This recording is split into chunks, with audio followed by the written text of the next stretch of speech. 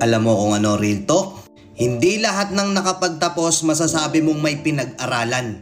Kasi kahit anong taas ng kursong tinapos mo, kung wala kang modo at pangit ang tabas ng dila mo, walang makikisama sa'yo. At hindi lahat ng hindi nakapagtapos wala nang mangyayari sa buhay. Mas bilib pa rin ako sa mga taong marunong rumispeto, hindi bastos. Na porket nagkaroon lang ng titulo, akala mo kung sino na. May kilala kayong ganito? Oo, marami, di ba? Naakala nila porket may hawak na silang diploma, bida na sila kagad. Pwede na nilang tapak-tapakan yung mga taong hindi nakapagtapos. Hindi naman lahat. Oo, hindi naman lahat, pero maraming ganito, di ba? Minsan nyo bang naririnig to sa paligid nyo? Na may isang taong kaiinisan nyo kasi ang gaspang ng ugali. Tapos gagamitin yung mga linyahan na naturingang may pinag-aralan pero walang modo. Gamit na gamit yung linyang yun, di ba? Kasi oo, totoo. Merong mga tao dito na nakapagtapos, nakapag-aral, akala mo kung sino na. Minamaliit na nila yung mga kasama nilang hindi nakapagtapos. Akala nila bida na sila. Bigyan kita senaryo na madalas nangyayari. Nagkita-kita kayo ng mga kabatch mo noon. Ano purpose kung bakit kayo nagkita-kita? Yabangan ng mga narating sa buhay. Ikaw yung tipo ng tao na hindi nakapagtapos pero may diskarte.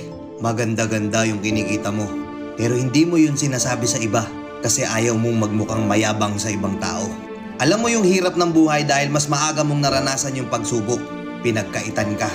Pero mas pinili mong magpakumbaba at maging makatao. Nagkita-kita kayo ng mga kabatch mo noon. Sila nakatapos na.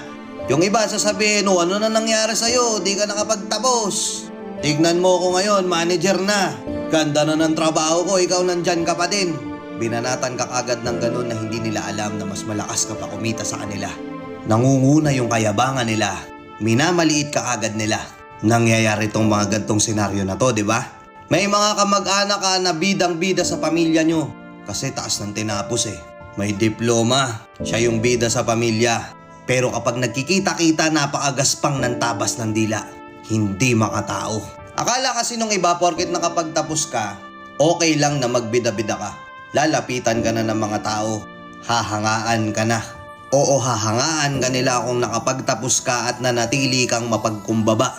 Pero pansinin nyo, yung iba nakapagtapos lang nawala na ng respeto. Nakapagtapos lang nag-iba na ugali. Titulado lang, kala mo walang pinag-aralan. Kaya ikaw na nanonood o ikaw na nanonood na pinapatamaan ko. Kung inaakala mo bida ka na porket may tinapos ka at may diploma ka, tapos papakitaan mo ko ng kayabangan, walang modo, walang respeto, magaspang ang ugali, hindi kita ituturing na may pinag-aralan. Kasi alam mo kung ano real talk? Hindi sa taas ng edukasyon na susukat ang pagkatao. Mababa man ang pinag-aralan mo.